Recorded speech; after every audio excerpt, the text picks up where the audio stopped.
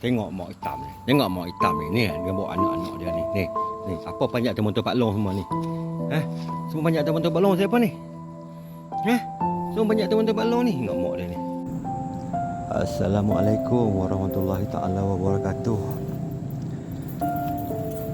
Semalam Pak Long buat video 3 ekor main atas motor Pak Long. Malam ni tinggal dia seekor saja. Daripada pagi tadi Pak Long cari lagi 2 yang bongsu dengan yang nombor 2 tak ada.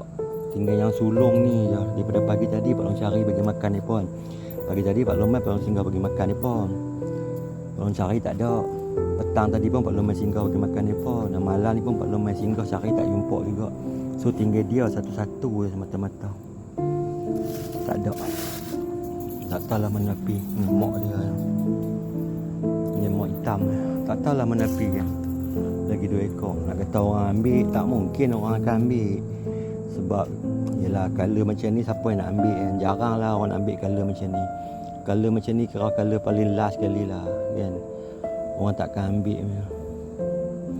Entahlah mana pi. Kalau ada kat kawasan sini mesti bunyi kan. Sebab mereka ni bila dengar motor Pak Long kan, mereka akan lari mai kat Pak Long terus kan. Ini dah tak ada dah, tak nak kata lah siapa hilang mana pi ke. Mungkin masuk bawah kereta ke, kereta bawa pi masuk bawah lori ke apa ke kan. Tak tahu cakap lah macam mana. InsyaAllah lah Allah Ta'ala maha mengetahui segala-galanya.